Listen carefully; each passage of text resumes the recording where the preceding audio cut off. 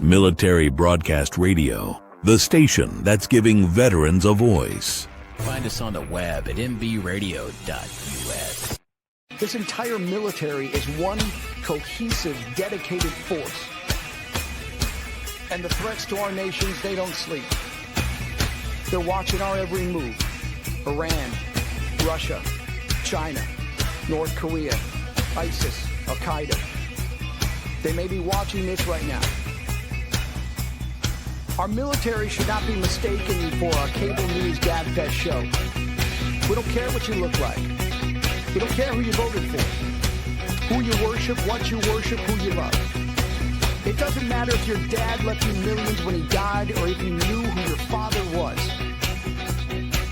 We have been honed into a machine of lethal moving parts that you would be wise to avoid if you know what's good for you. We will not be intimidated. We will not back down. We've seen war. We don't want war. But if you want war with the United States of America, there's one thing I can promise you, so help me God. Someone else will raise your sons and daughters.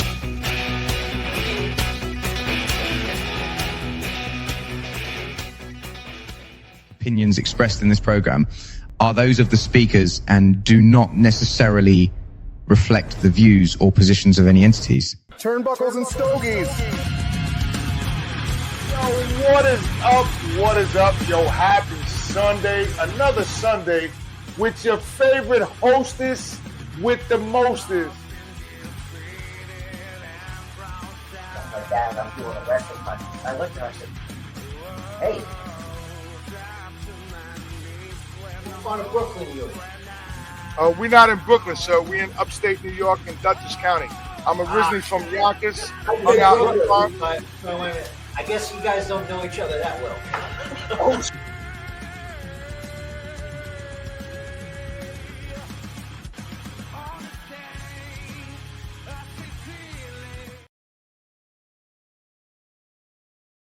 Oh, what is up? What is up? Happy motherfucking whatever day it is.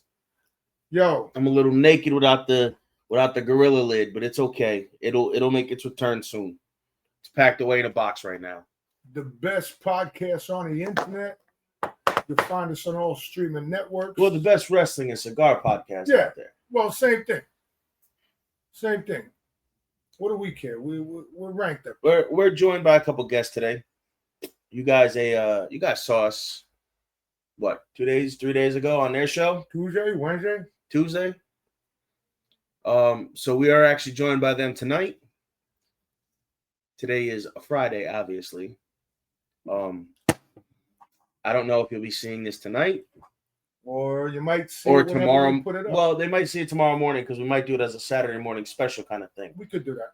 I don't know yet. I haven't decided when you guys are going to see it, but we are here. We are live. Obviously, you guys are noticing there's some changes here. More to come. You can see the wrestling, ironically, in the window in the background, which is paused right now. Paused. But remember, November 29th. What is it, a week away? Next Friday. Next Friday night? No, next Saturday. Is it? Because the 27th is Thursday.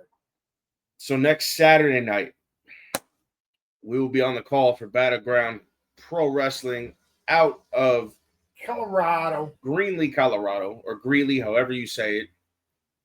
So tune into that. I will make sure, that's one thing I will make sure is broadcast live to our YouTube page for our viewers to watch. That's why I hired you. If we're doing this, you guys are going to see it as our viewers. That's why I hired you. Because you guys always want to know what we're up to in the wrestling world, what we're doing, who we're with, who we're seeing. So you'll hear it. That's why I hired you. If I'm lucky and I can make it work, you guys might even see us. You know, we gotta get into talks and see how this works. But I'm not in charge of that. I would just make sure it gets streamed to our channel. If I can get it to where they can see us, fantastic. It'll be great. Now, as of Sunday, we have Don Bartoleme Cigars on. He'll be joining us live on the show. I apologize. The video hasn't gone up. That's on me. We've been in the middle of moving. I completely forgot to do the still video. Not done. We're not done. Finish tomorrow. And then November 30th. So back-to-back weekends, you'll get us back-to-back days. This weekend, you get us either Friday and you get us Friday or tonight and Sunday, or tomorrow and Sunday. Next weekend, they're gonna get us a double back-to-back shot. Saturday and Sunday. Saturday and then Saturday. God as a motherfucker. Saturday is our wrestling, and then Sunday is Cinco Burn from Dissident Cigars. Dissident, hello. She'll be on the show. We'll be going to pick those up in the next few days here, smoking our cigars. Also, be on the lookout for the new branded Crown Heads Tennessee Waltz, which, if I'm right, should be hitting retailers this week all across the country. The new Jericho Hill rebrand went out as well. Yes, sir. So lots of things to look forward to. Go back and watch our interview with John Huber. It was absolutely fantastic. Everybody has loved it. So now, getting into that. Now we got these guys coming on. I never heard of them before, called Cigar Loons. And one of them is called Grumpy. He's like a fucking dwarf. He's like, the 7 dwarfs? He's the Grumpy. And being that they were gracious enough to allow us to be on their show, we wanted to bring them into our world and bring them to our show so you guys can see them, get to know them, and go watch their show because they really are. Their show is fantastic. So, That was awesome. On that note, and I can yell here.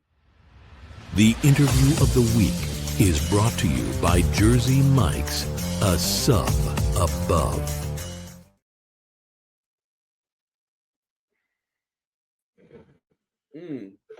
Yo, yo. What's up, fellas? What is up? What is up? Grumpo, turn the mic on, brother. What is going on? Where's the third party at? We do apologize, but he's There we go. he can't come out and play tonight. That's okay. Was he having sex with with himself? No, wife says he can't play, so he can't come out and play tonight. He's got to have a family meal. Hey, listen, that's okay. You know what? All right. We just want we want to thank you guys for coming on with us. Right, We tried to make it live, but unfortunately, the way the schedule worked out is they got a show that goes from 6 to 7. It's got an hour break, and then the next show goes from 8 to 10 our time. So it'd be 3 a.m. for you. Yeah, and I'll be nicely tucked up in bed, and Grumpy's normally in bed for like 9 p.m. Eastern. So, yeah. Me and my pillow enter a deep sleep at 3 a.m.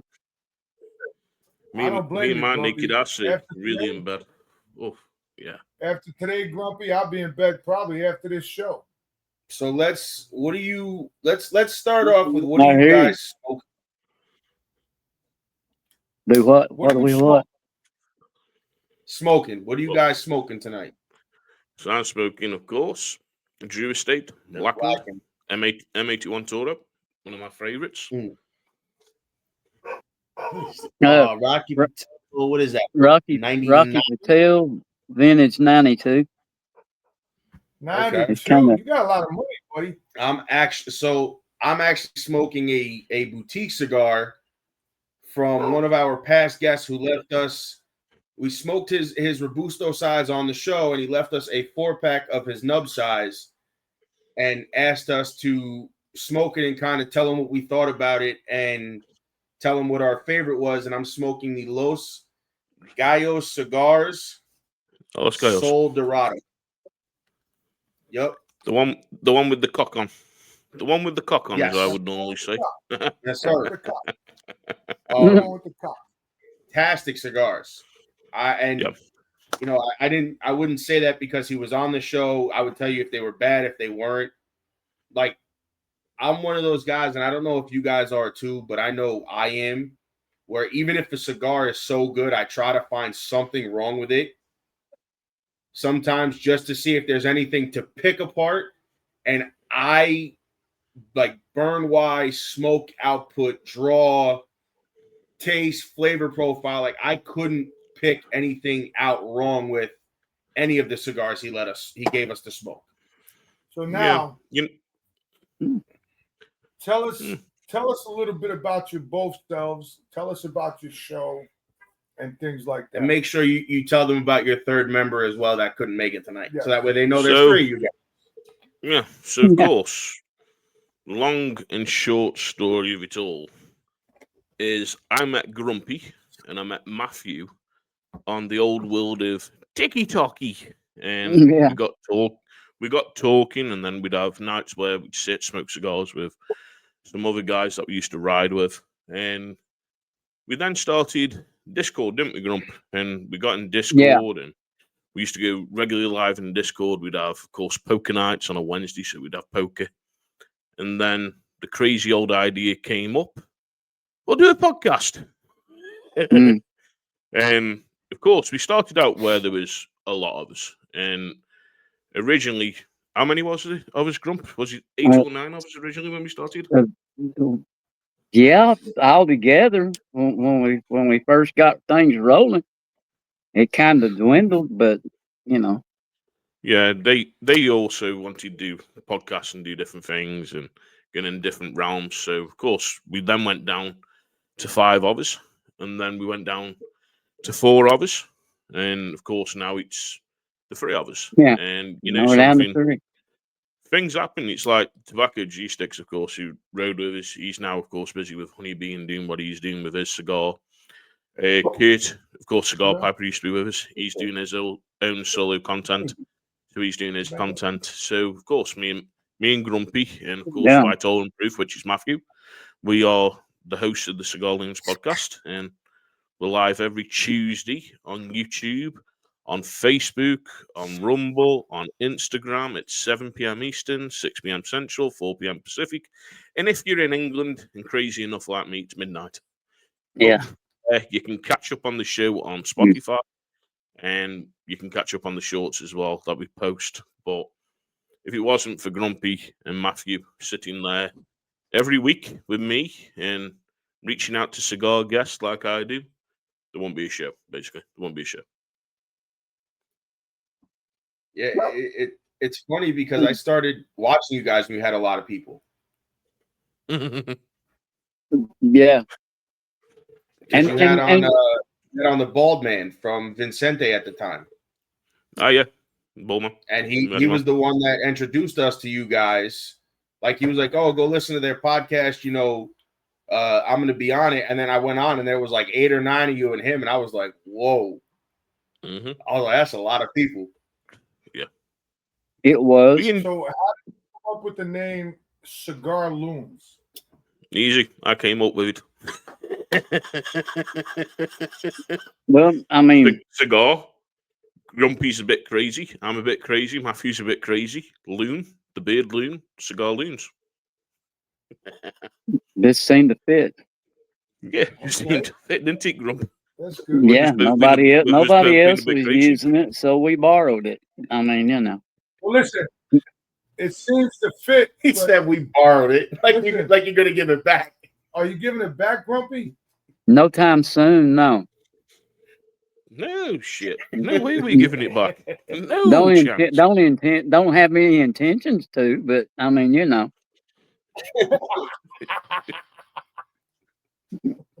It's life. You can't ever say never. I mean, you know, it's life. I mean, true, but it's Listen, Yeah, yeah. if the right guy comes with the right amount of money, fuck, you can take whatever you want. Just pay me. There you go. I mean, you know, I wouldn't say we can't be bought, but I would like to think we can't. But you know, It's like my buddy Ted DiBiase says, everybody has a price. everybody has a price, baby. Oh, trust me. If you want to grab the Cigar Loons off me and have it, get me a case of Glenmorangie 10-year-old whiskey. Fill me up with cigars. Fill Grumpy up with cigars. Fill Matthew up with some whiskey and cigars, and you can have the Cigar Loons. It's going to cost you. It's going to cost you. It's going to cost you a lot. It's going to cost them a lot of money, buddy, because not only they got to fill you up with cigars, they got to give you stand-up humidors. They got to buy me a whole house just for cigars. Yeah, that's lifetime supply. Filled with cigars. Oh yeah, Exactly. Lifetime supply. So Grumpy, lifetime supply. And we had a good time on your show, by the way. Loved it. So Grumpy, how did you come up with the name Grumpy? Well, I have 3 grandchildren. 2 of them are adult age. One, she's only 11, but my oldest grandson, he is autistic. So Okay. coming up, he couldn't ever grasp grandpa, papa, any of that. Grumpy was as far as it developed for him. So I never tried to correct him or change it, or I let him have. That's how he knew me. That's what was comfortable for him. So that's the way I let it ride. Well, then his sister was born. Yeah, his sister was born, and that's as far as she ever got because that's all she ever heard her brother call me, and I never corrected her, and it stuck. That's funny because my mother-in-law, God rest her soul, my kids used to call her nanny, right? So my daughter was born, and that was my grandma. That was my mother-in-law's Tinkerbell. So, just like you, the name stuck. The name stuck. And why would you change something? Why would you change something if, like you said, and I hope why change them? One day I have grandkids and they come up with a dumb name for me. For sure. I hope they come up with dumb names for me because I'll change my name from Boss Dog and Big Dog to whatever. Can I start calling them out now? Because I got a lot of them. You ain't got no kids, motherfucker. I got a lot of dumb names for you. Yeah, you can call these nuts. Granddad dog, Grumpy dog, numbnuts, granddad numbnuts. Whoa. Listen. Grandpa numbnuts. Listen, calm down there, buddy. Calm down there, all right? Calm down. Oh, God. All right, buddy? Oh, man. You know it's all love, boss dog. You know it's all love, my brother. Oh, God. I'm just hanging out in the corner, man, taking it easy. All I got to say is this. We have been moving since Monday. I am fucking shocked. And to be on podcast is like my relief. Yeah. And, to be on your guys' podcast is great. I'm making her nervous. Good idea. Go sit down. So I'm going to go sit down. All right, go ahead. Sorry, guys. That's the wife. Go sit down, man. Good idea. No, you too. So, we to do this is like a relief for both of us because, like I said, me and my daughter did 2 loads this morning of moving, and then I dropped her off. Me and my son and my wife, we went and moved right before the show, moved some stuff in the house. Tomorrow morning, we got to go and finish cleaning out the house. So, and honestly, and I don't know if you guys can say the same thing as we do. People go, is this podcast, it's like a job. I'm like, it is. I said, but at the same time, I find it fun. I was like, and I don't really find it to be work. Right. I'm like, the hardest part is making the promo video for whoever your guest is that week. I'm like, that's the hardest part of your job. Yeah. I was like, but then come time for the podcast, I was like, you're sitting there like you would be sitting in a cigar lounge and you're just saying, hey, how did you come up with this cigar? How'd you get this name? How did you come up with the name of your brand? And people like, oh, you don't have a script. You don't this. I said, because I want it to be about them. I said, I might ask a question and say, hey, how did you come up with, like you said, the name Cigar Loons? And you're like, okay, here's why. And you went on a little story about each person and kind of how it happened. And that's what we want. I don't want to have a script of questions. Like I tell everybody, I ask the basics, how did you come up with the name of your company? How long have you been around? This and that. And then they'll talk about the blending process. And I always do that for everybody at home who doesn't know how hard the process is. You can just please explain it to them. Nuts over there in the corner with the microphone. You know, I'm like, please explain it to them. This way people have an idea of how hard it is. So, and then I let them go on their story about it. Let me ask you guys this. How long have you guys been smoking cigars? That's one of the questions we ask. So, Grump, go on. You answer first, Grump. Well, I actually started in the late 80s when I started driving truck. Actually, it started before then. I was, you know, the usual high school hiding with the swishers, but my favorite was the Antonio Cleopatra Grenadier Candelas. Those were my favorite, like in the high school days. So, but yeah, the cigar thing started back in. Well, that's back when they had. I can't add that. That's back when he had the Pony Express. Yeah, they did a lot of shit with horse and wagon, horse and buggy. Yeah, pre-automobile. That's back when they had the Pony Express. Yeah, pre-auto. And, yeah, pre-automobile. That's back when they had all them things. The Pony Express, the hang-ins, and things like that. Yeah, just saying. Right. That's it. Good old days. Them were the good days when you think. And so you've been smoking cigars, and I'm not being funny. You've been smoking cigars probably about 40, 45 years. Pretty much, yeah. I mean, it's not like been a like a solid, steady, but for the most part of that, yeah, there's been cigars involved. For the biggest part of that, yeah. Okay. I haven't always taken. How long you been smoking? I've been smoking cigars for 16 years. So, very first one I ever had was a King Edward, and it was at a New Year's party, and we were at the pub, and the guy that was living at the pub and he owned it, because I was living there, was giving out cigars. I had that first one, chucked my ring up after it, and said, "Nope, never try again." The next New Year came. Pulled out the cigars again.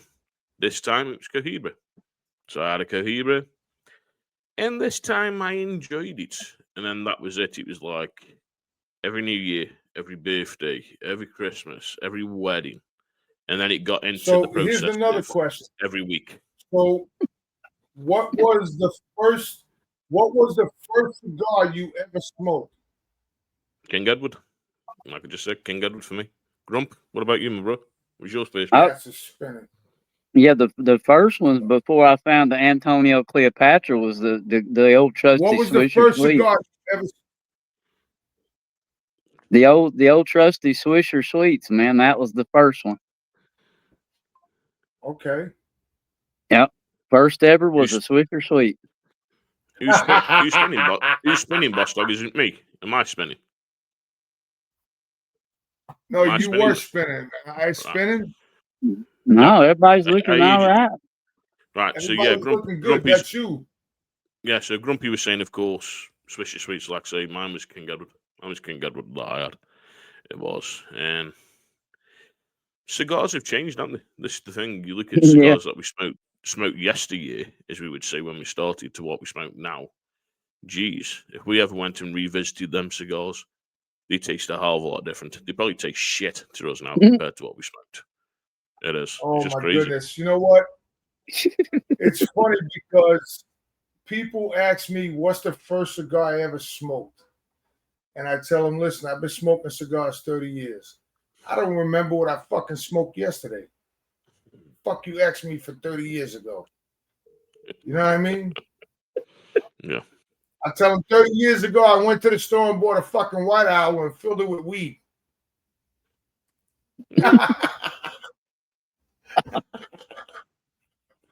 Filled it with weed. Fuck it. You know? Oh, sugar. I'm going to get in trouble by the producer in Colorado. Sugar. I can't say that. Delete. But no. So guys, I'm going to be honest with you. So we started our podcast during COVID. And like I told you on your podcast, we hooked up with him. And bro, I tell you what, if it wasn't for him, our podcast would not be where it is today. And I will never leave him. I could be 100 years old and I'm not leaving him. Because without him, there would be no Turnbuckles and Stogies podcast. You know what I'm saying? Yeah. Yeah. It's the same like you just said there, and it's the same as this with the cigar loons. If it's not for Grumpy and Matthew being here every single Tuesday when we do it, getting the guests, helping me, there wouldn't be a podcast because we would have just gone, you know what? What's the hassle? Let's finish it. But you know something, we're there for one another. Even when we sit, we'll text one another on WhatsApp. We're there for one another all through the week. I'll go and watch Grumpy on TikTok. I'm sitting there. I'll go live with Grumpy on TikTok. We'll go live in our Discord, have a chat with people on Discord. And we stay like family. And that's the thing. It's what we built this, is a family. Right. I'll support Grumpy through his hard times. He supports me through my hard times. We support Matthew through his hard times. And that's family at the end of the day. Built around cigars. So family. make sure you follow me. Make sure you follow me on TikTok. I am the big dog of TikTok. So make sure you follow me on TikTok. He's going to follow you on TikTok and try to change the name to Numbnuts. I already follow you anyway. So let's take a quick commercial break, guys, and then we'll be right back. Got to pay the bills, player. Hit one that we never. I don't know. We've seen them all. Hit another one. There's some that are some we haven't seen in a while. Hit that one.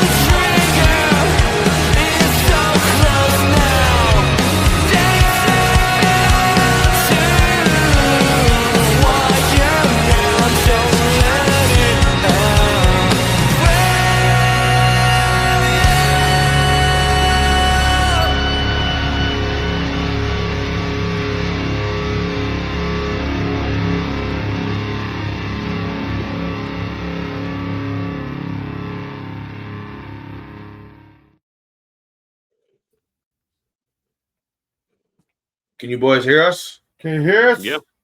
Yeah, rock and roll. Can you Rock see and roll us? indeed. Hello? Where are you? Where are you?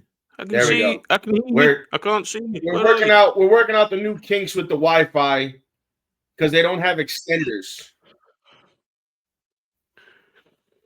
So now More- They don't have extenders, more so we're like- trying more to figure out all the bugs and kinks. So I gotta Stop giving the excuses. More like I you gotta haven't call a paid the tech bill out and have him come. and you haven't fed the hamster. You haven't fed the hamster, and that's why it's not working. It's what we No, always paid the say. bill. We haven't fed the hamster. Motherfucker, I just hooked it up yesterday. What you mean? I literally just hooked that shit up yesterday. I spent 2.5 hours trying to hook that fucking thing up. No, it's fucking hooked up. I just gotta have him come run a coax cable out to the. Yeah, I gotta have him. I gotta see if I can get another like router for out here. Yep.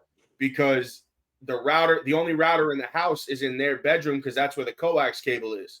So I gotta see if they can come run a splitter and see maybe if they can run it from downstairs or something, split it off downstairs and then run it up here for me and see So I can sit out here in the how I can do it so that I can get some Wi-Fi out here.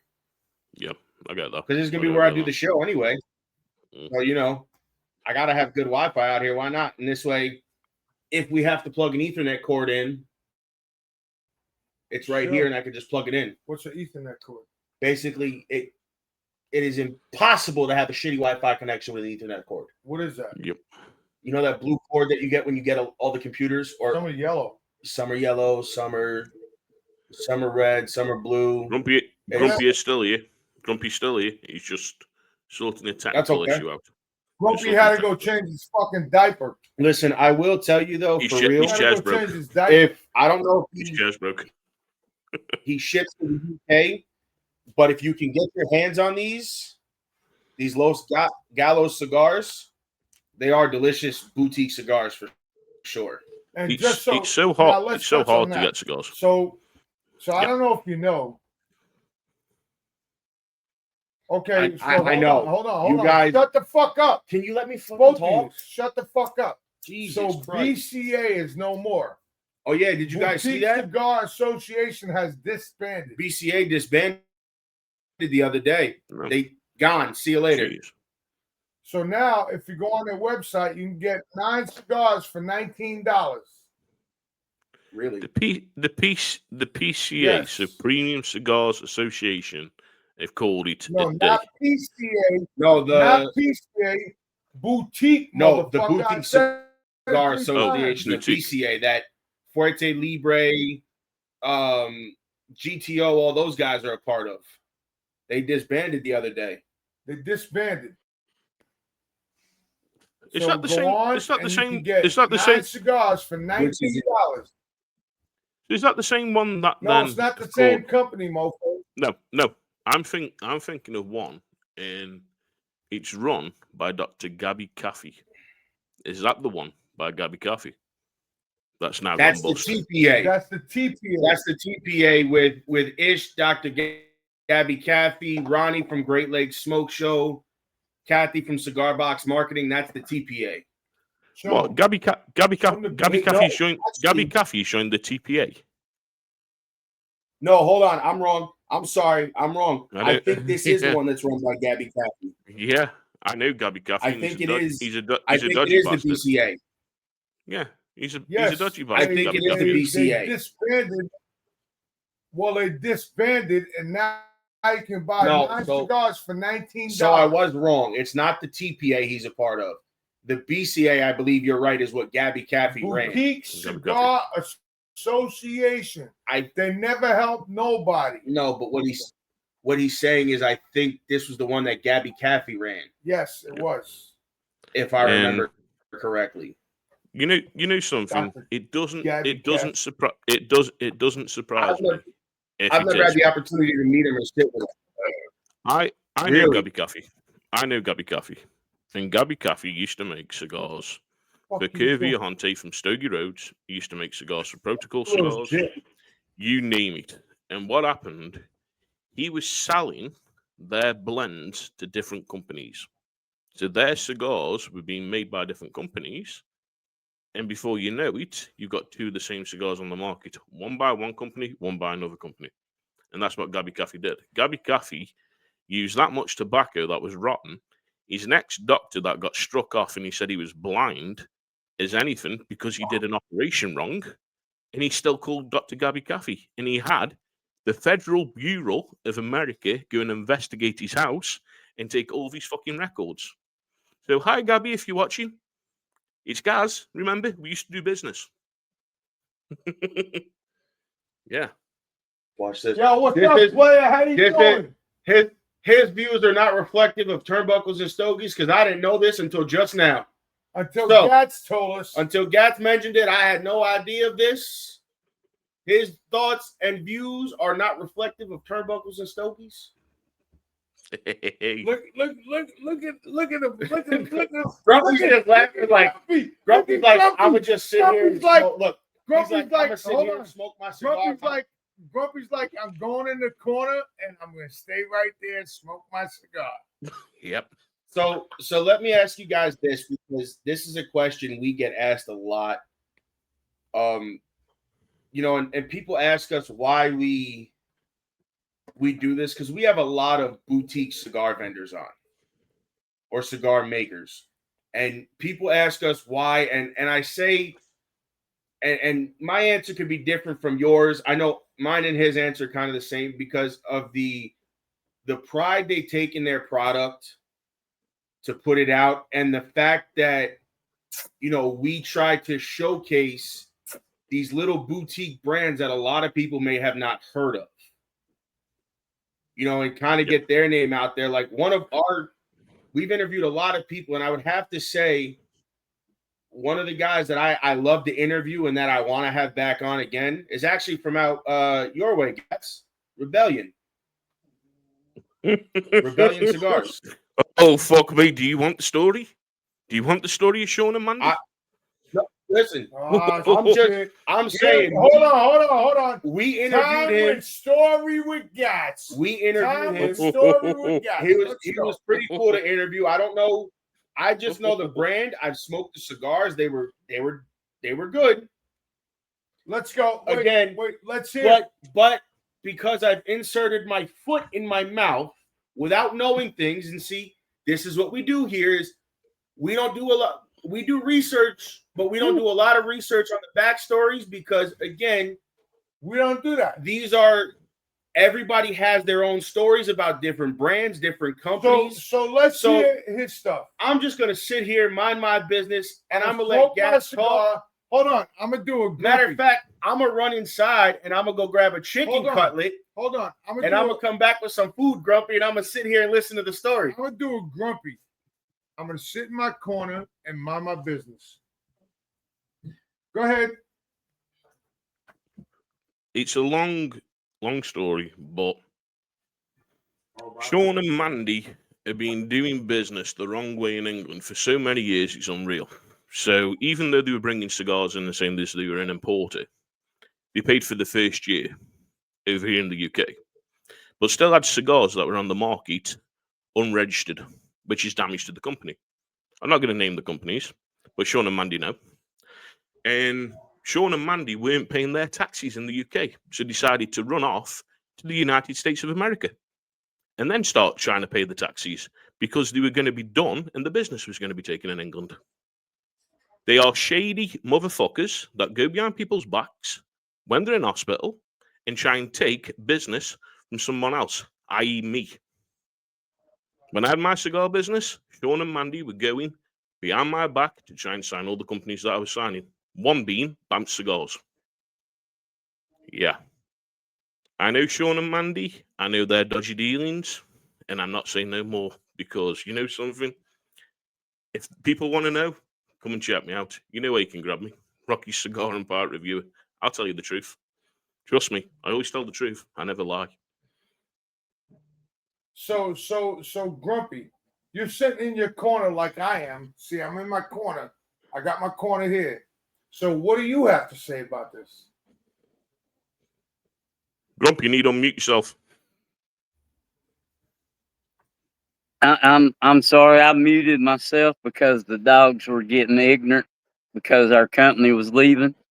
Man, I'm telling you, This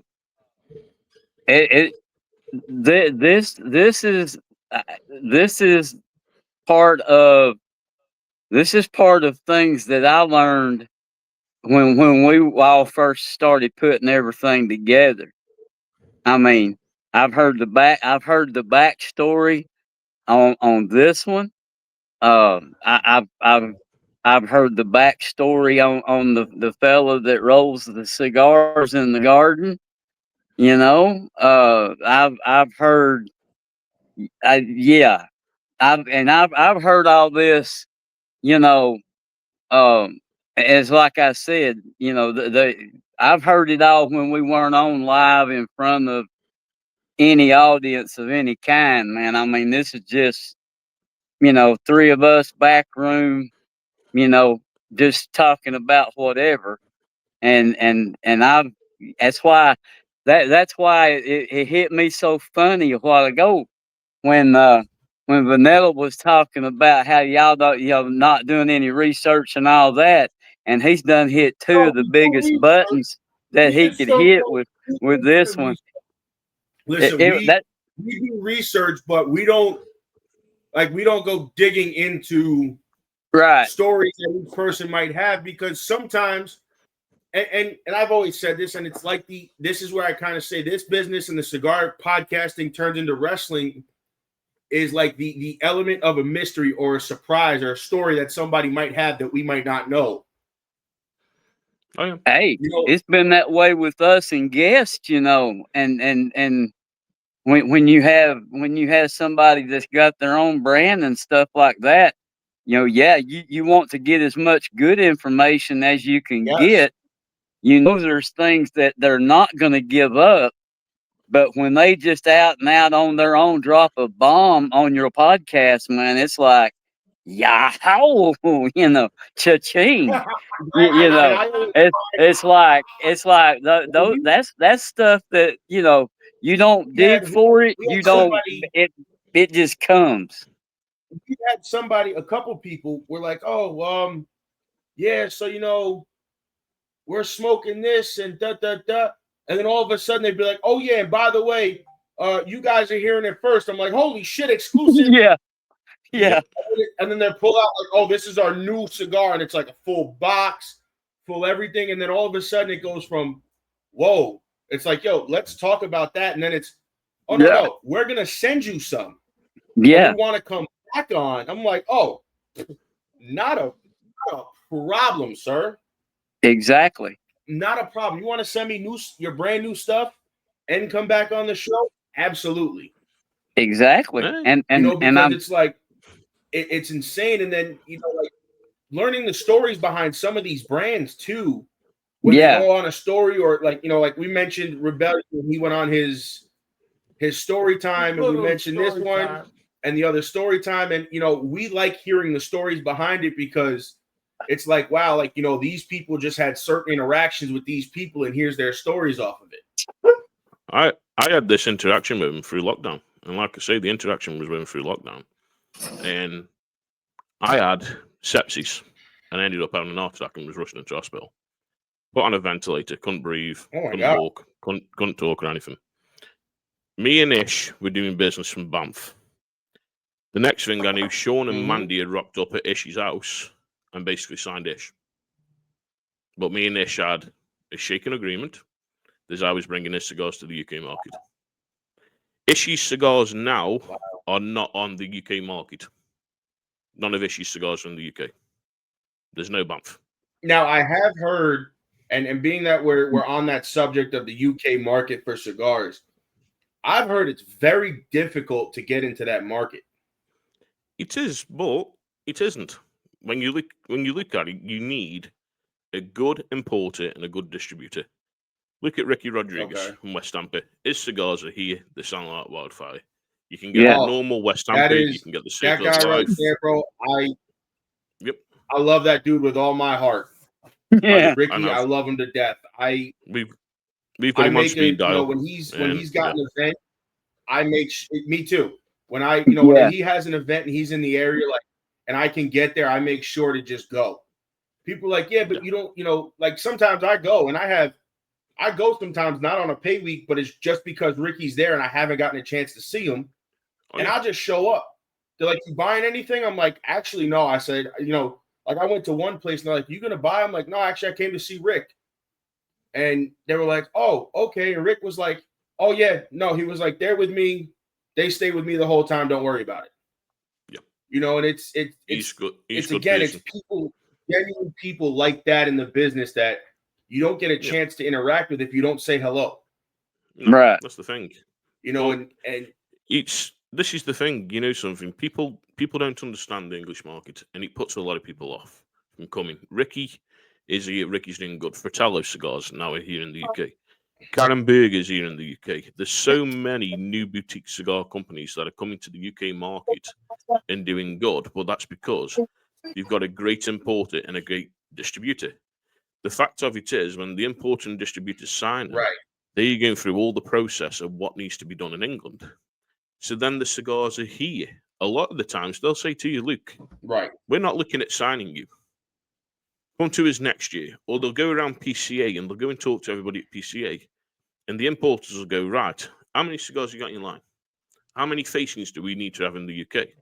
And I tell you, a big one that's really doing great over here, Foundation Cigars. Look where Nick Manillo started. Look where Mick Manillo is now. He's around the world. His cigars are all over in the UK. And they're doing great business in the UK.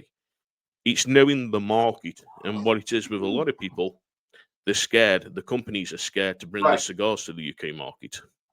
If it was me and I was at PCA, I've got a cigar, I'd definitely try and talk to these importers like Brightleaf, like Tour Importers, and I talk to them importers to try and get my cigar into the UK, because without an importer, you're going to have a challenge trying to get into the UK market and in the European market. You need a good, reputable importer and distributor. No, and that's actually good that you brought that up, because, like we've had Ish on, a few times, because Ish, there's been times like I haven't had a guest and I'm like, let me call Ish. And again, this is why I love Ish and I respect Ish, because if I called Ish tomorrow and was like, hey, I don't have a guest, are you free? He'll be like, yeah, I got you, no problem. I got time. I'll jump on with you, no problem. And that's one thing I've always loved about Ish is like I could call him on a random day, just check in, see, hey, how you doing? How are you? I used to. And people like, I used to, and then he blacklisted us. Oh wow. Wonder why? Ish? I will say, why. if you haven't had, and I don't know whether you guys got hard feelings or not, but you guys have you guys met him in person? No, but I've known Ish well over 4.5 years. I've known Ish, and So like I say, you used to do business with him, talk to him every day, and then as soon as I had the heart attack, dropped me like a bad smell, and carried on dropping me like a bad smell. It was funny because, and this will make you guys laugh. Ish was doing, we don't get to see Ish all the time because, most of his events are down in Florida and Texas, stuff like that. We get a phone call on a Wednesday and it's Ish. He's like, yo, what's up, guys? Hey, Ish, how are you? I pick up, no problem. We're like, yo, what's up, Ish? What's going on? He goes, oh, yeah, by the way, I'm doing an event in Jersey. I'm like, oh, cool. You're coming up my way. I met him through COVID, through Instagram. We talk. I'm like, yeah, absolutely. I'd love to come see you. When's the event? Oh, yeah, it's Saturday, so I'll see you guys then. Oh, yeah, sure. I'll let me figure out how we're gonna do this. Ish, let's is a cool dude. Ish is a cool dude. He is. He knows what he's doing with tobacco, and I've always said that. He knows what he's doing with tobacco. He knows what he's doing with cigars. Mine and Ish's issue is personal issue. But then people that he hangs around with. And he hanged around with one person and decided, and Grumpy knows where I'm going to go straight off on this, to post my criminal record. And Ish was the one to post my criminal record all over Instagram. Yeah, I had Ish on Instagram over it. Because he put me in the same bracket as Ron Brown, from RTB that owes him a shitload of money. I owe Ish no money whatsoever. Ish even said online, I owe him no money. So why carry on blacklisting me? Why not want to talk to me? Come on, seriously. This cigar community is so small. And the thing is, everyone knows everyone. Everything always gets back to me because I'm still in with all the importers. I'm still in with all the distributors and cigar makers. The fact that cigar world, everybody knows everybody. I will attest to that for sure. Because I've met blenders or company owners, and I'm like, oh yeah, you know, we had this one on, or like in the case of Rick, I'm like, oh, Rick is a great friend of mine. Didn't know that this. Oh man, I've known him from. I'm like, whoa, oh okay.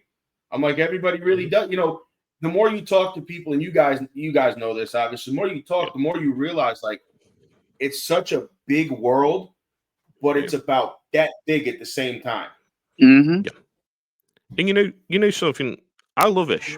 I do love Ish because me and Ish have had plenty of conversations over the years, and we were very close. And to me, when all that stuff happened, it was like losing a brother. It was like losing a brother because we were so close and we were having them conversations. And especially when you lose somebody like that you were talking to for so long. I've had that happen through shit on Instagram, so I get it. Yeah, I'd love to have it back, but you know something, I know it's not going to come back. And the thing is, I wish Ish all the best. I wish the TPA all the best and everyone that's involved in it. My main issue is when people say stuff about me, is Grumpy knows. I don't hold back. I'll tell people how it is. I'll tell people the truth because you know something. For many years now of doing this, in 2 years we've been doing this, the Cigar Loon's name was one of the worst names going. Oh, you don't want to trust Gaz. He's a fucking charlatan. He's a snake. He's tried to ruin the cigar industry. Oh, he's an ardent criminal. He's been to prison. He's done this. He's done that. And it's like, seriously? If you want to know the truth, come and speak to me. And I'll tell you. But I'm going to let Grumpy speak. I've just had a message from our brother Matthew. So, what am I speaking about? So you guys have been doing it. I have you guys have been doing it just as long as we have. Well, I mean, we've been doing it almost 2.5 years now. I think we've been doing it, and kind of like yours. Mine started on Instagram with, I don't know if you guys have ever met him, Kyle, the guy that ran Inzua Cigar Club.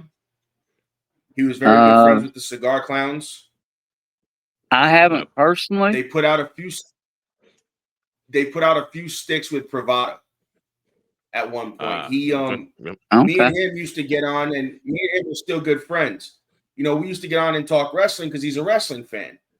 You know, naturally, you get on a live with somebody, whatever. We were smoking cigars, talking wrestling, talking cigars, and then we'd have, you know, two of our friends who are makers, they'd jump on and hang out with us. We didn't, you know, we interview them, but not really interview them. And then another guy joined who was our third co-host, which was the OG cigar tender. Shout out to Dennis. We love you, buddy.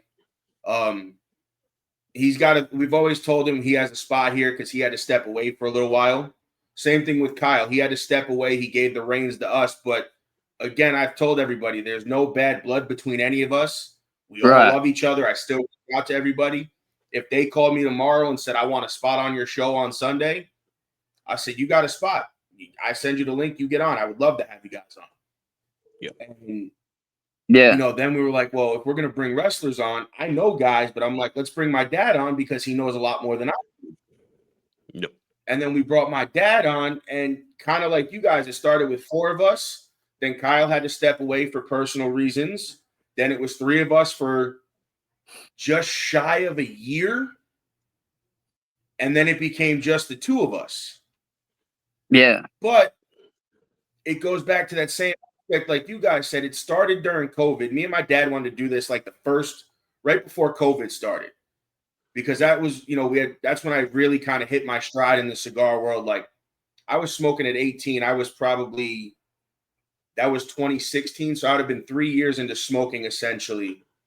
You know, when I was like, let's just start a podcast. Like, let's talk wrestling, because we would do it anyway. I'm like, why not get for, why not put it out there for everybody to see?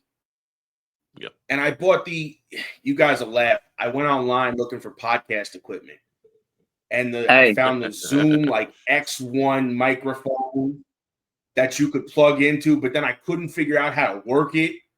And I was like, this is fucking stupid. Yep. And then we went to Instagram, and I'm like, okay, Instagram could work. Instagram could work. It was something I always wanted to do, but I couldn't figure out how to start. And there then you go. Being that the OG was a former first responder or a former military, former Army, he hooked us up with MB Radio, which is who we're with now. And being that my dad was a first responder, it kind of worked in our favor. He connected us, and we hooked up with H and MB Radio. And honestly, I tell everybody it was the best thing I did, because he kind of guided me how to start my show, how to get it all set up. He taught me how to produce my show, because he would produce the shows for us. And then he started getting more shows and more shows and more shows and more shows. And me being me, I want to learn how to do everything I possibly can. So I learned how to produce it. And then once I learned how to produce it, and not in a bad way, but he was kind of out of the picture for me at that point, because he didn't have to sit here and watch me. He would just come in, and he would sit like in the green room where you guys were before the show. And he'll just pop in sometimes. And it was nice because, now he says, and this is where I kind of was like, all right, we're doing something right. He tells us, when I come in to produce your show, he was like, I do it because it's a relief for me. He goes, because I know you guys know what you're doing. He was like, I just come in, he goes, to produce it because I want to have fun. He goes, and I like listening to you guys talk because you guys always make me laugh. And I learned things about cigars and wrestling that I didn't know. And I'm like, if this guy is learning and he's hanging out with us, and he'll pop in and from time to time, and I love him to death because he'll produce the show. And as he's producing it, he'll hit the wrong button and he'll put himself on the screen. And of course, us being us, we're like, hey guys, look, it's our producer. Say hello. And he goes, nope. And he puts himself back down because he catches himself and he realizes he's on screen. And and then he'll come on. Guys, I'm so sorry. I didn't mean to pop up. I'm like, you can pop up all you want. I was like, we just like having fun with you. We try to make them laugh because, everybody goes through stuff, especially being veterans and former military. A lot of those guys kind of go through things. So if by him popping up and we can start, joking with him, oh, look, guys, it's our producer. He didn't mean to be here, but he's here now. Hi, and make them laugh. I look at it as we did our job. You show people you're real. And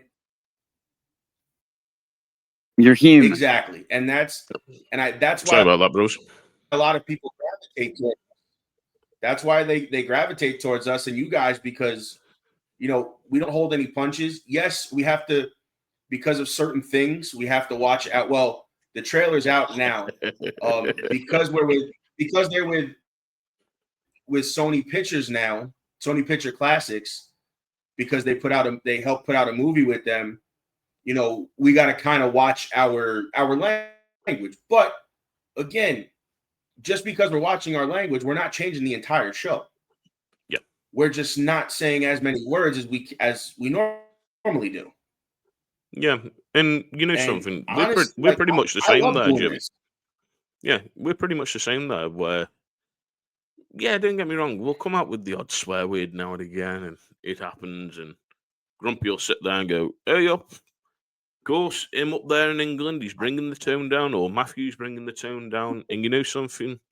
We know when we've got a guest on to watch what we're saying. But if the guest drops the odd swear word, then we will.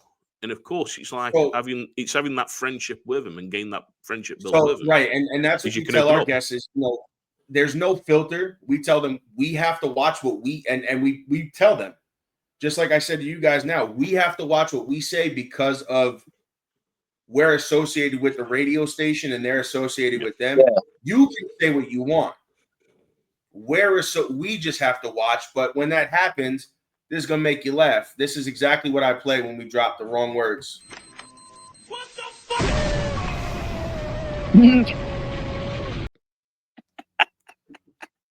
Oops. Our producer, yeah, he's got all kinds of sounds in here. I forget are in here sometimes.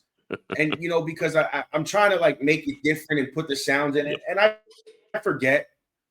But it's like, you know, because we're having conversations and it's like we're in a cigar lounge. We're just not, you know, next to each other.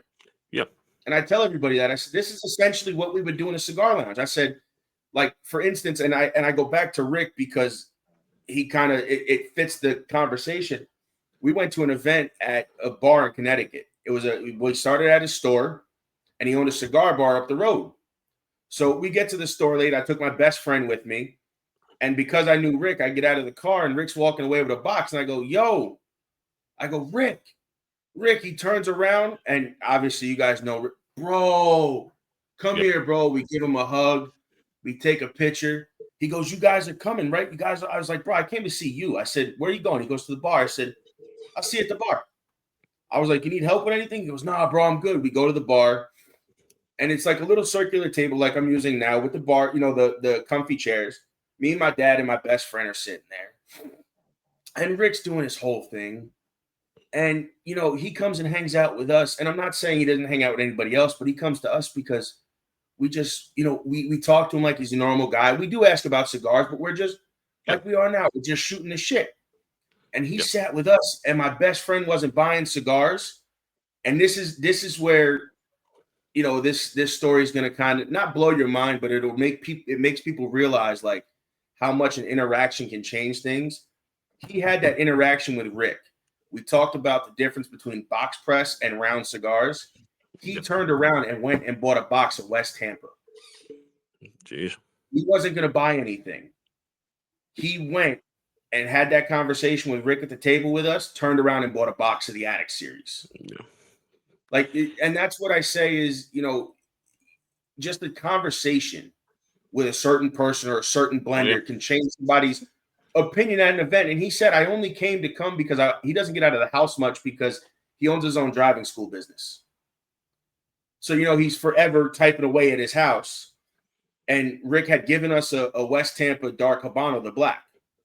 And we smoked and we loved it. He's like, oh, these are great. Me, I already knew I was going to buy a box of the West Tampa Addicts anyway. But, you know, it just shows you like a little interaction with a certain manufacturer or blender or something can totally change somebody's perception. And he said, it's not that I was going to say his cigars are bad. He goes, I just didn't want to buy anything tonight. I wasn't going to buy a box. I was going to buy a couple. He said, but after that interaction, he's like, I kind of feel like I have to buy a box. You know something? The interaction. He's like, I feel like I have to. He said, only because I like the guy now. I love the guy to death. The interaction with Ricky that I had before he came on the podcast with us, I messaged him at PCA. And, you know, with PCA, a lot of the people there, they haven't got time to reply. Ricky was replying back, give me a date, Gaz. Tell me when you want me on. Then, next thing, he rings me and he goes, can I have a chat with you in one of the other loons?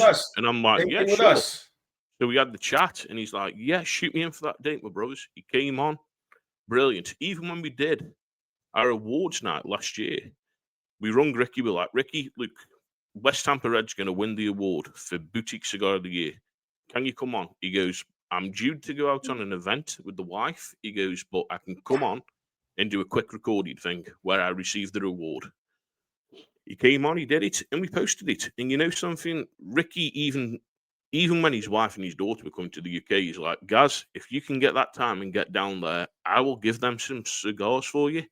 You go and meet them, and you can have the cigars. Yes. And I'm like, brother, I really appreciate that. I said, but with me being disabled, I said, I've got to check out whether or not I can get down there. If the wife's free to take me down, I said, but I'd love to meet your wife and daughter and go and meet them and have a drink with them and pick the cigars up.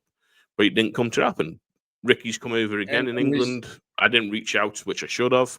But you know something? And his daughter, by the way, if you get a chance to meet her, oh yeah, she's just as awesome as he is. Like, and that night that I was telling you about, when we sat down with him, you know, his daughter was there, and we didn't know his daughter, so he introduced us to her, and she was like, "Oh my God," she's like, "My dad talks about you guys all the time, how much he loves you, and when this podcast started, and right after, Rick had gotten West Tampa off the ground, and the Circle of Life was getting ready to get released in a few months. Yeah, dude, I texted him. Cigar. Oh, can you give me a call? He called me, bro. What's up, bro? I'm like, bro, I just want to tell you first off, how are you? I love you. Tell the wife, and we said hello. I was like, yo, I want you on my show. He goes, you got a podcast? I'm like, yeah, for almost like 2 years now. He goes, oh, bro, why haven't I been on? I'm like, bro, you're a hard guy to pin down. I said, and not only so much pinned down, but I'm like, yes, you're my friend, but I'm like, you got a lot going on with West Tampa alone. Overload him. And he was like, bro, absolutely not. He was like, for you guys, of course. And then I said, bringing it back to PCA, I'm like, we were going to PCA. We were going to go with Ish because he had invited us. I was like, okay, cool.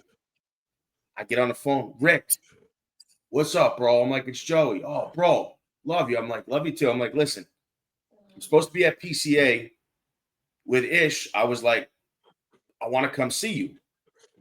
I was like, if I can snag it quick. He goes, bro, you come over, you come see me. He goes, I don't care what's going on. He's like, we'll sit down. We'll have a cigar together. You catch a little interview with me. I'm like, oh, absolutely, bro. I'm like, I don't want to take you away. He goes, no. He was like, you're family, bro. Absolutely not. And I'm like, wow, and what blew me away too was we were getting ready to put out our first cigars. A few years ago, we were testing blends right before Ricky left CAO. And we were talking, and I was like, can you give me any tips or anything on whatever about making cigars? So, I'm testing my own blends now. I'm looking to put them out, whatever, me and my dad. And this right here blew my mind when he looked at me and he was like, we left the event, went outside. We didn't leave the event. We went outside for the event. Oh, we lost Gaz. We lost this video. He's here in audio only, it says. But, this blew my mind is he looked at us, came outside, and people were getting upset because he came outside and he came up to me and goes, bro, when you get your cigars, he goes, I would love to taste test your cigars for you and give you feedback. Grumpy, I almost lost my mind when he said that because I had just met the guy and we had went outside and he came, he was like, you're putting out your own cigars? I'm like, yeah. He goes, if you could send me some, I would love to give you my feedback. I'm like, oh, fuck yeah, absolutely. I want your feedback. Let me twist your arm to take them. Yeah, and then we were talking to Michael Giannini because we're friends with him too. And we're like, yeah, we're getting ready to put out our own cigars. And we met Rick and he was like, same thing. When you guys are ready to put them out, can you send me some? I'd love to give my feedback. I'm like, holy shit. We got off the phone. I looked at my dad. I'm like, yo, did we really just get that? Yeah. Did we really just get, two big top blenders of cigars to offer to try our stuff and give us feedback? One of those change your underwear moments. Yeah, because I was just like, yeah. He looked at me and I looked at him and we both just was like, that didn't just happen.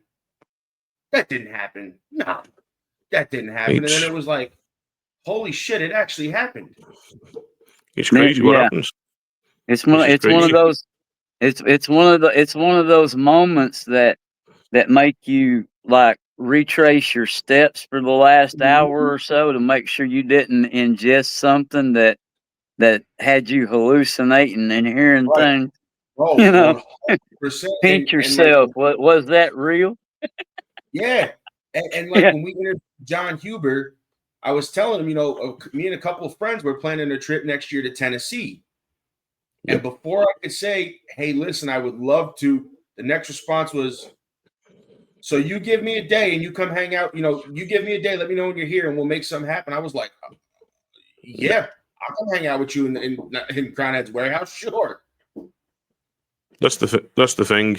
Something. It's like with us when we've spoken to different ones, and of course Chantel from Belladonna Cigars. geez, the friendship that we struck up with Belladonna, and it's like, look, when you come over, if you need a place to stay, sit down with her yet.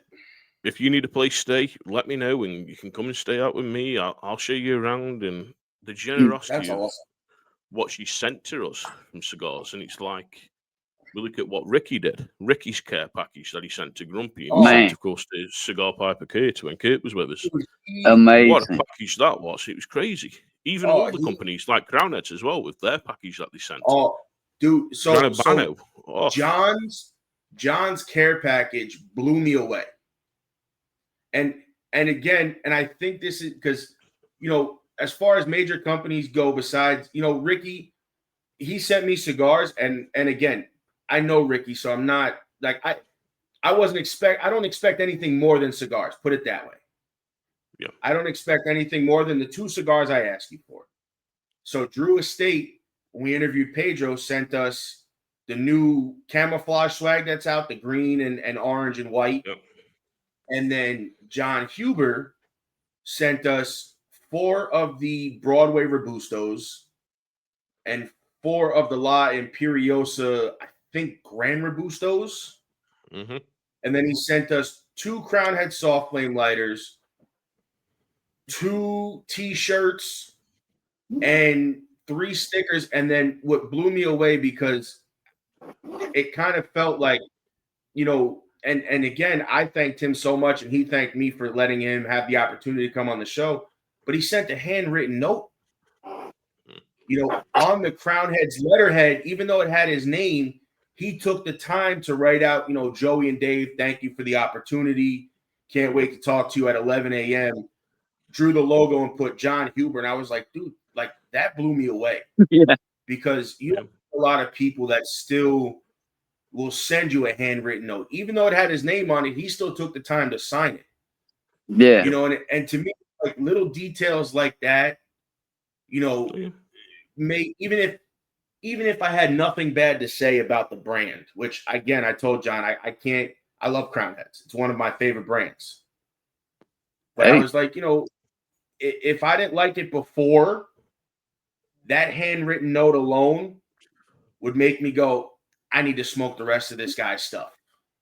Yeah. You know, that's the thing. You know something? It's like when we've had a guest on, they've sent the care packages out to the guys and out to me. The generosity that they've done, and then even when they've been on the podcast and the emails after, thanks for a great night on the show. We can't wait. Come on again. Yes. And a big, massive shout out to Laurel Tilly from AJ Fernandez. When the Diaz de Gloria Brazil was going out, she sent it to all of us. Even got it sent to the UK before it was even live launched in the UK. And the generosity from there. That would be, I want to try to sit down with her and that brand, because that would be pretty cool. We are really great friends with her, and she's a hard one to get down. And you know something, we were very fortunate enough that at the time she was free to come on, and it was of course around the live launch of the Diaz de Gloria Brazil. But it's like, we look at everyone that we've had on. It's been a great time, and you know something, it's very hard to say we don't like that cigar, because when we smoke it, and we've tried it the once, we've tried it twice, we've tried it 3 times, 4 times, so forth, we just fall in love with them. We fall in love with that company. We fall in love with the people, because the nature of them is so easy to get on with.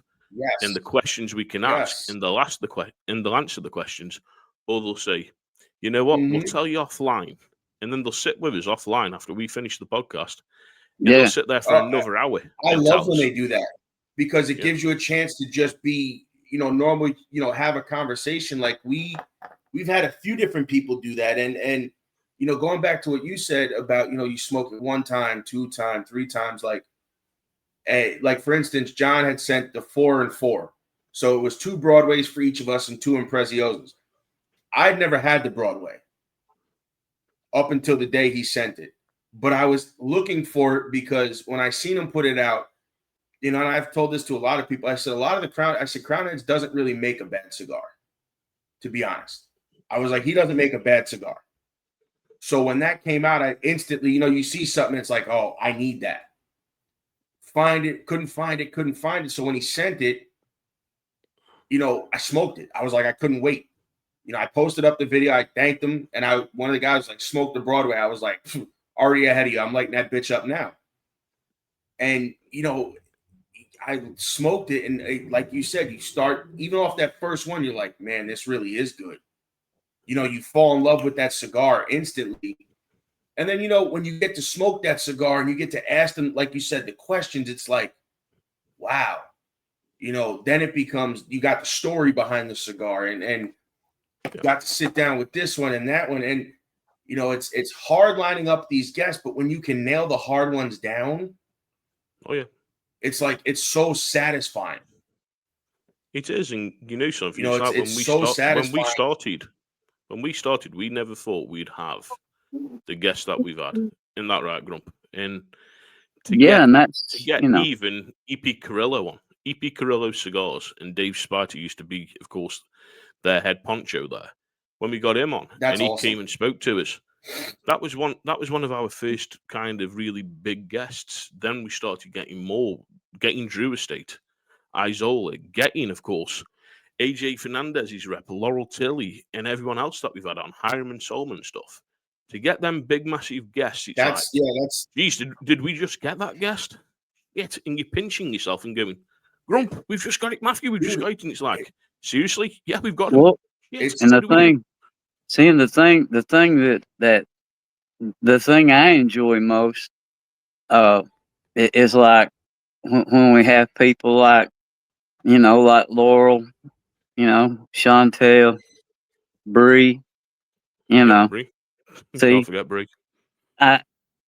we have all these ladies in the boutique part of the industry, and all I've got to do is just sit there in the corner, and I just got to sit there in the corner and look like that dear sweet old grandpa, you know, and enjoy the podcast.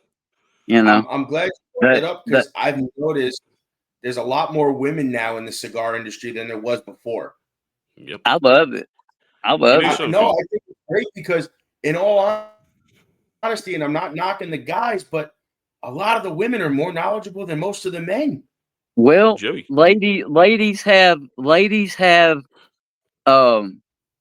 as far as for flavor profiles and things of that nature, for blending Yes. and things, the ladies have some difference in palate than men do, and you know they things hit them different. So you know, yeah, ladies do well in this. The thing A is, lot of you've only got to look. It started way back in COVID, and especially here in the UK when I was on Instagram, big time then, and I'm back on it big time now, of course, with the cigar loons. But I was seeing more female cigar smokers in lockdown smoking in England and all around the world. And the very first one I spoke to was Anya Ramirez. And geez, when Anya Ramirez was working for Karen Berger to then see what she brought out with her own cigars, and the guys get to smoke them and get to know Anya. This cigar market with what the women are doing is just crazy. It's just crazy what the women are doing. And it's funny you say that because, you know, speaking of women in and I say the cigar industry, there's another podcast who the lady lives 30 minutes from me, not even. She's a cigar smoker. She's got her own podcast. She's going to come on the show as well. You know, we had crossed paths with her, I think it was Instagram. A friend of ours had kind of connected us. And then he was like, bro, you got to have her on. He's like, she smokes cigars. I said, yeah, absolutely. Cool. You know, we're always for trying to get, you know, another podcast or a brand, whatever. So we hook up and I'm like, yeah, you know, so-and-so told me to hit you up. We get to talking, come to find out, you know, the more we work, you know, the more we talk, come to find out we have a lot more in common than we think. Yeah. You know, as far as things we do, stuff like that. And it blew my mind. And I was like, whoa, you know, like that's crazy. And, you know, it was hard for us to narrow down with her because of where we lived before. Yep. You know, we didn't have a studio. We smoked outside. So if it rained, we got screwed. So now that we have this set up, now that I'm moved and I'm fully moved in, I'm going to set up a day with her and say, listen, if you can make the time, come by the house. Let's sit down. Let's have even, because she doesn't want to do the show right off the beginning. She wants to do maybe like just, sit down and smoke first. I don't care. Yeah. That's fine. Nothing with me. wrong with that, is there? And it's just like it's so interesting, for that and going back to what you said about hard to narrow down guests, and you guys will laugh at this. Everybody has a hard time nailing down Matt Booth. Don't you Everybody's start got a Boofy. hard time nailing down Matt Try and Booth. get Boofy. Jeez. You're like, oh my. Well, so here's the thing. He's one hard person. Remember when the blue Los Statos? So, dude, blew my mind. I did it in a night. Not even a night, maybe 2.5 hours, if that. The Los Statos Deluxe came out, the blue one. The dark San Andreas Maduro. I picked it up because I was running through the line because I'd never smoked them before. I'm like, I got to fucking try this. And I'm smoking. I tagged them. And I send a message. Love to have you guys on the show. Love to have, whatever. I forget how I worded it. They're like, oh, hold on. Give me a minute. Maybe 15 minutes goes by. I get a message. Shoot Matt a message on his Instagram page at It's Boofy Baby. He's expecting you. Shoot him a message. Hey, Matt. Was talking to the people over at Los Statos Deluxe. Run a podcast, Turnbuckles and Stogies. Next message I get was, absolutely, I'm down to do it. I was like, huh? Mm-hmm. Again, like you said before, Grump, it was one of those like, wait a minute, did I really just do that? Yeah. And I'm sitting there, and I'm on my back porch, like fucking 11 o'clock at night. And I'm, holy fucking shit. And my dad's like, what? I'm like, how much do you fucking love me? He's like, what did you do? I'm like, it's not what did I do? I said, it's who I got. He goes, what do you mean who you got? Because I sent him the dates. He said, this date works. I said, listen, we asked you to send us 2 cigars of whatever you want us to smoke, or is there anything you'd prefer us to smoke? Either way, I said, I still want you on. I don't care. He was like, anything room 101.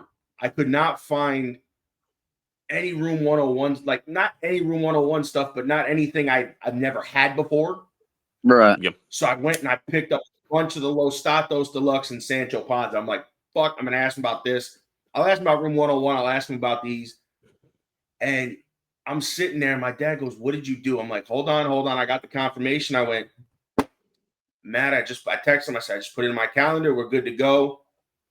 Any kind of pictures you want, you send me and I use them.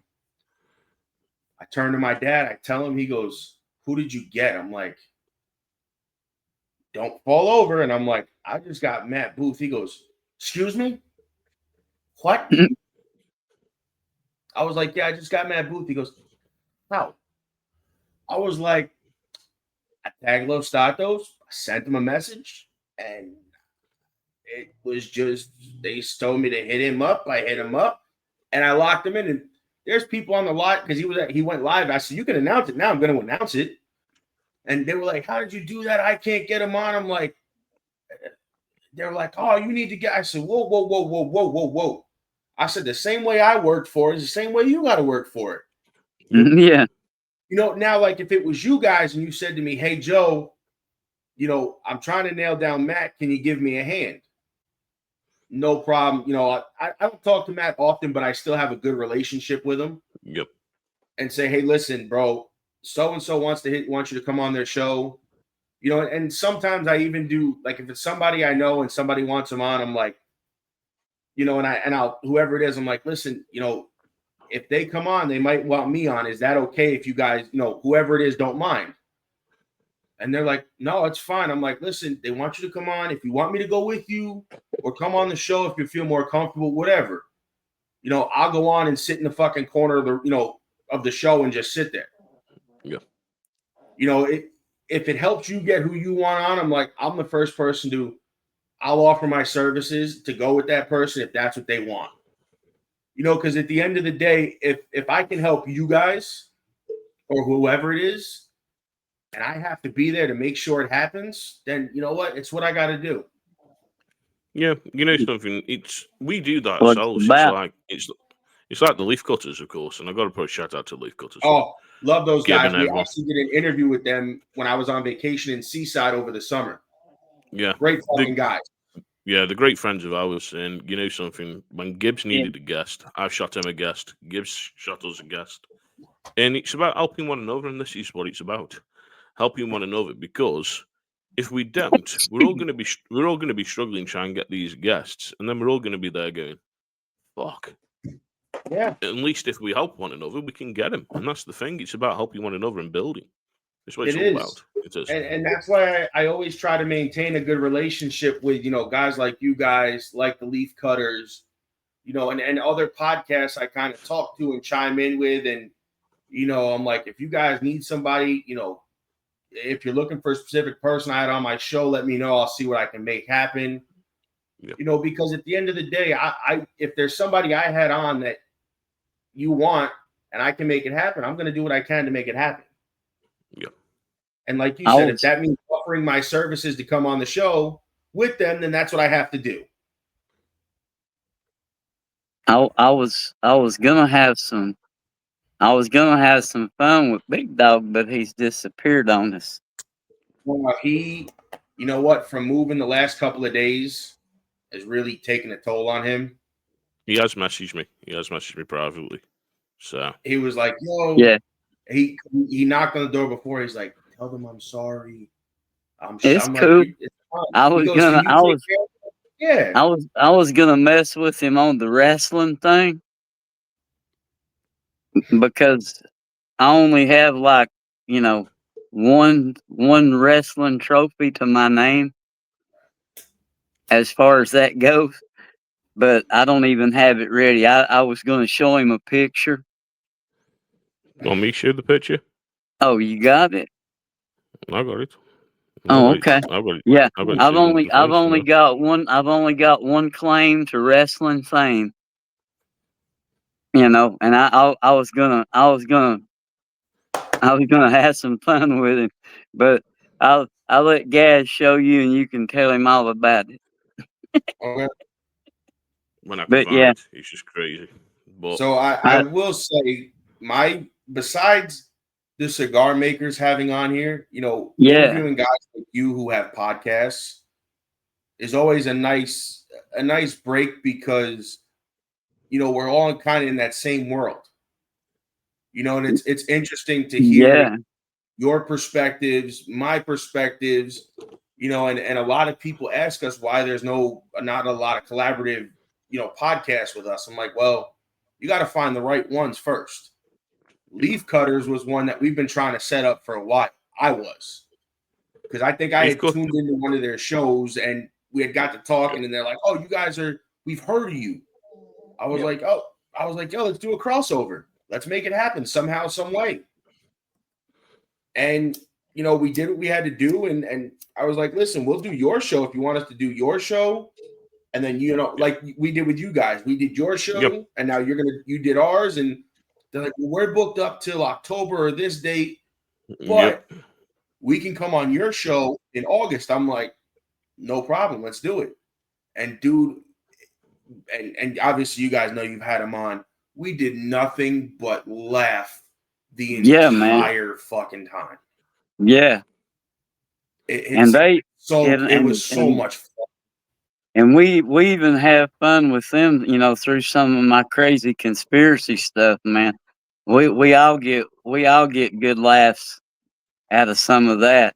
And it's a ball talking to those guys, man. I love talking to those guys. Well, Grumpy, that picture that you sent is disappeared in the WhatsApp group. But the story is, well done.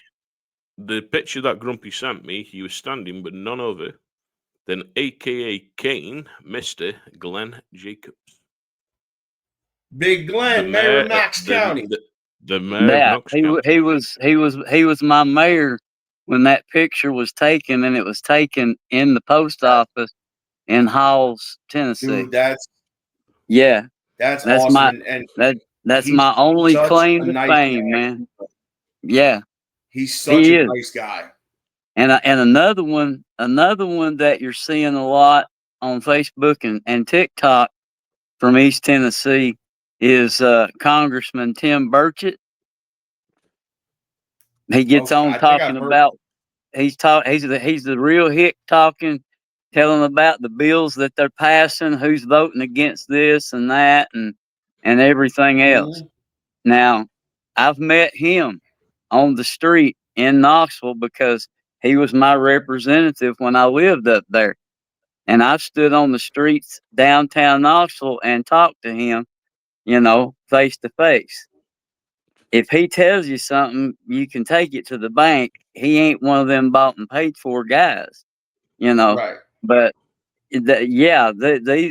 some of these guys, man, I've had some fortunate encounters, with some people. But come on, seriously. Yeah. Tell him about your school days and the wrestlers that used to be in the gym in your school days, my brother, and the wrestlers that you met. Good Lord. What a list of you were in legends. Tennessee. What a list of legends this Grumpy met. I'm going to guess you probably had guys, and just because of where it is, you probably had guys like Jerry Lawler from the Memphis territory, Tracy Smothers, Wildfire, Tommy Rich, the Jim Cornette, the Fabulous Ones. I'm thinking of that area and who was big in that, Knoxville, Memphis, stuff like that. A little further back, Smoky Mountain Wrestling, the Wright brothers, Smoky Mountain. Ron and Don, Ronnie Garvin, Tora Tanaka, Mr. Fuji. Tora Tanaka. I used to work out. I used to work out when I was a senior in high school. I used to work out at the same health club with Tanaka and Fuji and some of those guys, man.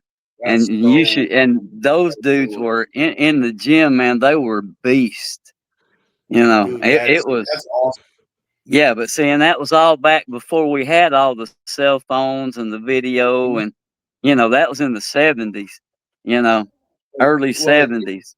Yeah, it's funny you bring up that, and I say the older generation because my dad was fortunate enough to be, and I was going to get into this story on your show, but being that we're kind of on that, that subject, he was managed by Captain Lou quite a few times, Captain Lou Albano. Yeah. So I had known Lou as a kid growing up through, watching the shows that he was this crazy guy. As I got older, I had the opportunity to meet Lou. And I didn't know that what you saw on TV was Lou 24 hours a day. Yeah. I had no knowledge of this. So that same signing I was telling you guys about on your show where AJ Styles looked at me and said, "Nice shirt." I go up. Captain Lou is there. I walk over. And I remember my dad saying his name a lot. Like I remember him saying Captain Lou, Captain Lou. So I go, "Captain Lou, how are you, sir?" He goes, "Good. How do you know me?" I was like, "Actually, you know my dad." He goes, "Who's your dad?" I was like, "Big Dog." He goes, "Big Dog?" I said, "Yeah." He goes, "Big Dog, where's that fat motherfucker? He should fucking be here. What the fuck is wrong with him? Where the fuck?" I was like, whoa, whoa, whoa, whoa, whoa, whoa, whoa, whoa. And I'm like 7.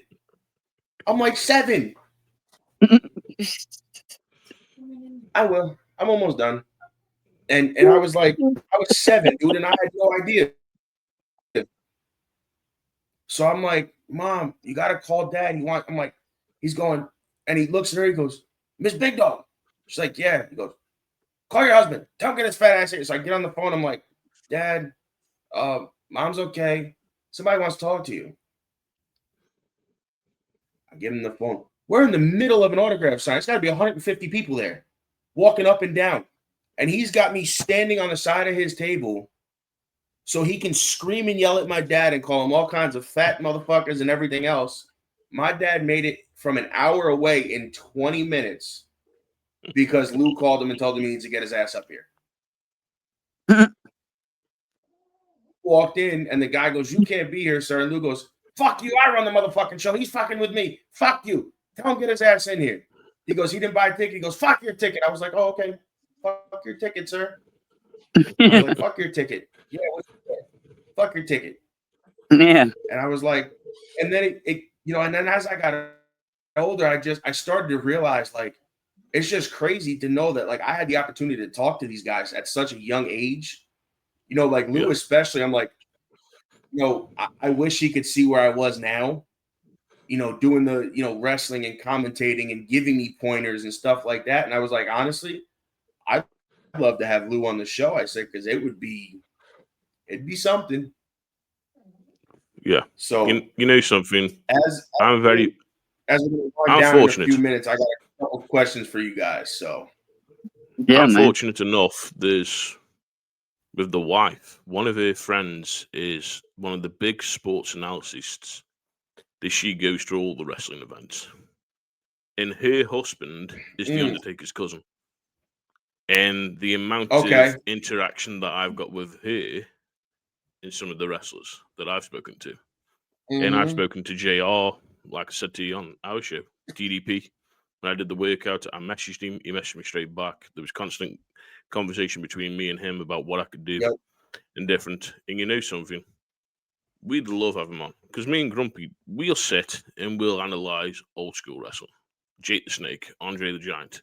We'll go through the old school. I do the same and do a deep thing. dive on it. And we love it. Yeah. Listen, we've done a oh deep my dive God, on please.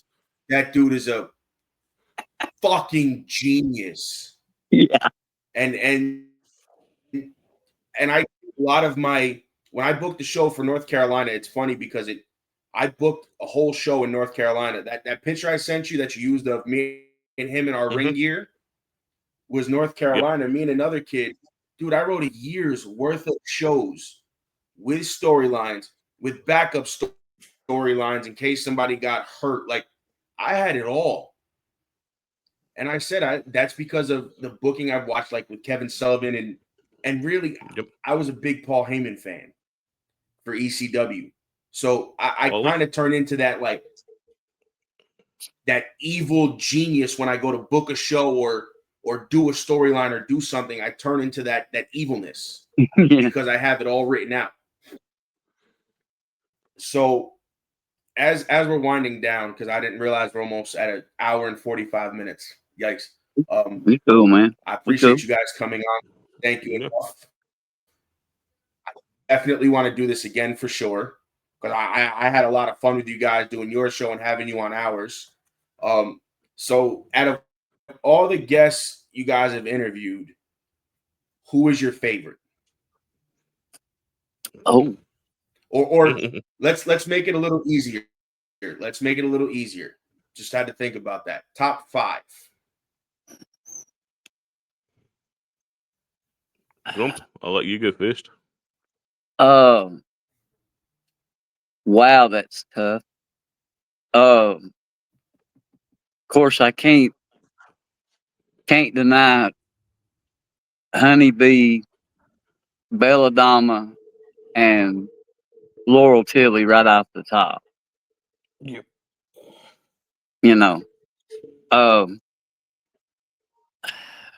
Wow. There's so many others. Gran Habano was an excellent one in my opinion. Church of Tobacco. Brian? Fantastic. We interviewed him. Yeah, I mean, right off the top of my head, that would be 5 that are very memorable. But it's one of those lists that don't really have an end to it. Because it changes all the time. Yeah. And that's the thing, something, we've had that many, and Grumpy's give his 5, so I'm going to give 5 different ones. And I'd say Eduardo from Foundation. He came on, the stuff that he told us and then told us on live after, it was crazy. And I guessed the cigars that were coming to the UK, and he's like, how the fucking hell do you know? And I'm like, because I'm in with who your importer is in the UK. That's how I know. He was great. I'd say. Yeah. Excuse me. Ricky Rodriguez. Ricky, great guy. I can't even argue with that one because Ricky's in mine as well, and ours too, because it's Rick, and he's so knowledgeable. Like I said, yeah, I'm losing my voice. Dave Spite, of course, from EP Carrillo when Dave Spite came on. Brian from Cavalier when we had Cavalier on. Yeah. Claude and Rami, of course, from Hyman Solomon. There's my five. Cavalier Brian is actually Captain Lou Albano's cousin.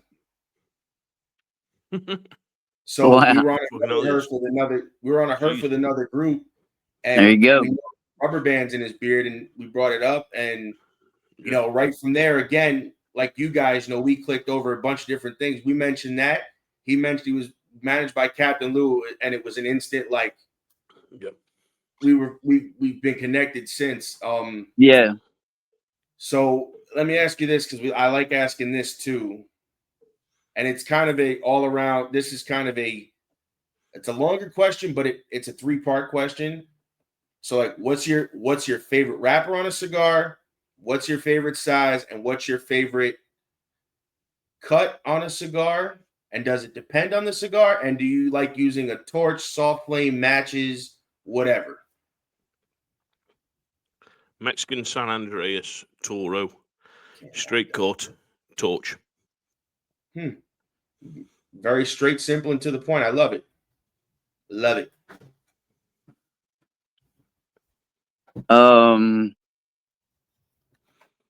I would have to stay with that Mexican San Andreas wrapper.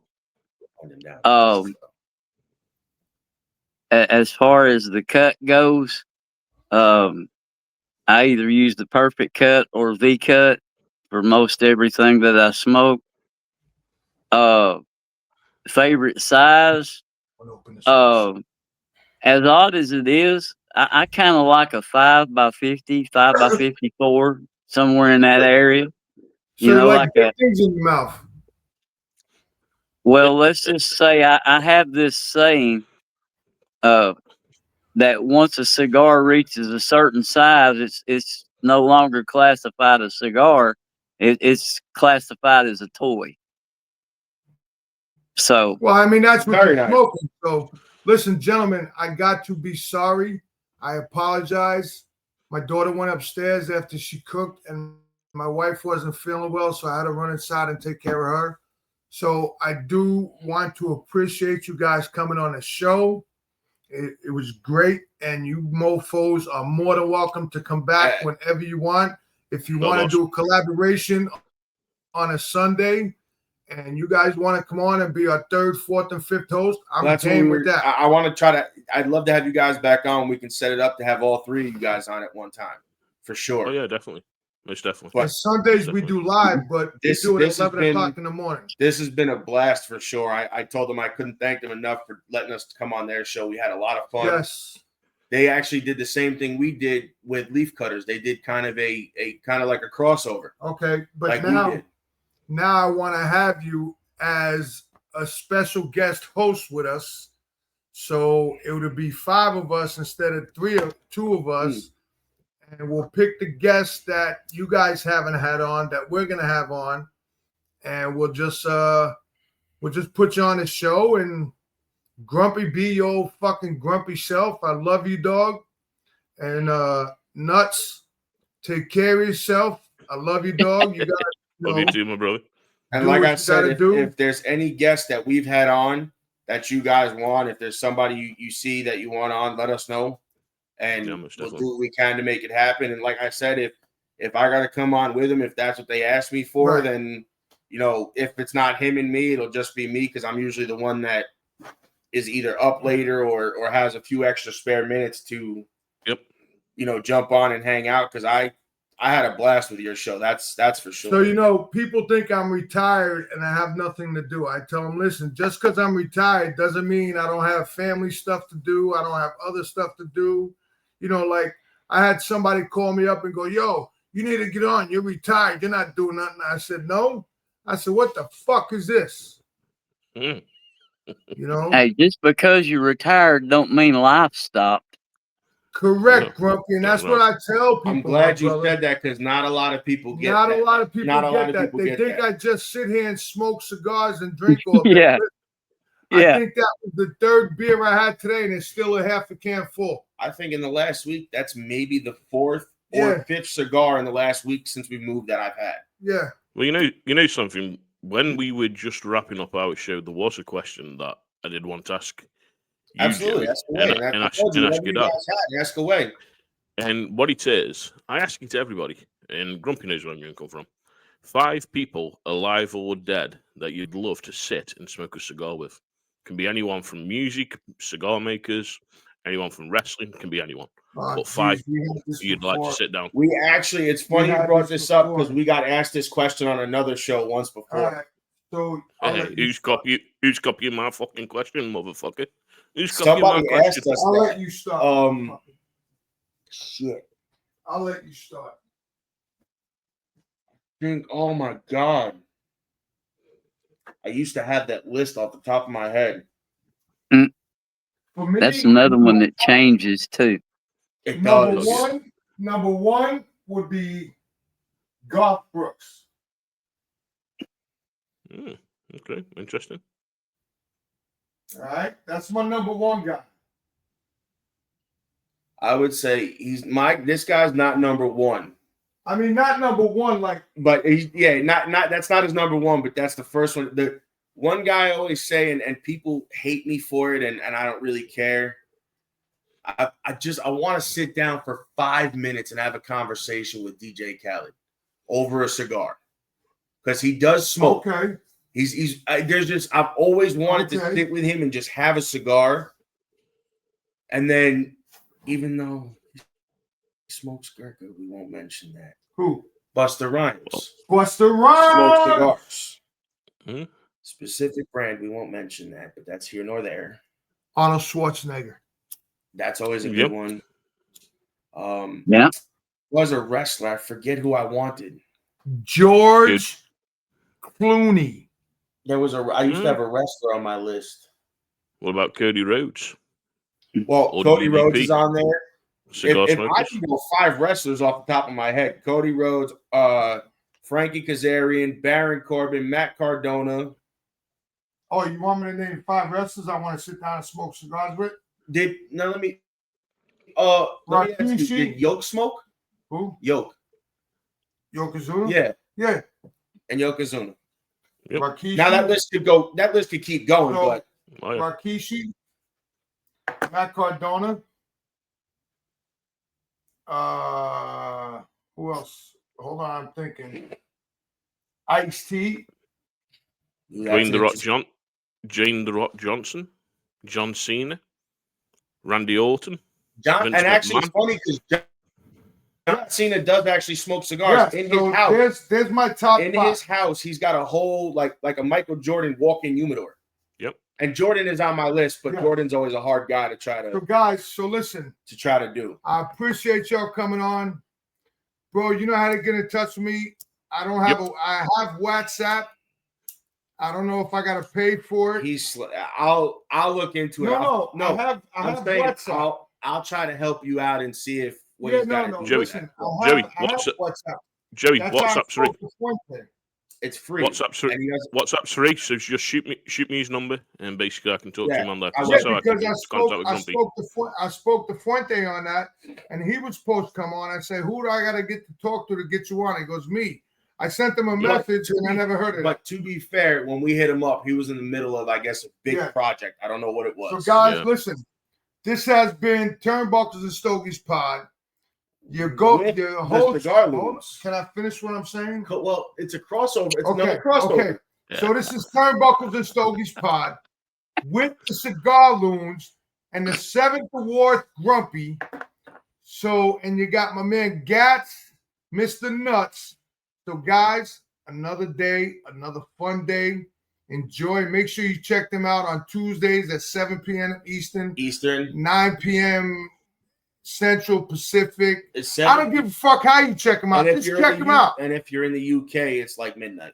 Yeah, so check them out. In the UK. Yeah. Check them out. So, guys, you're coming back again. So, listen. Absolutely. Enjoy the rest of your night.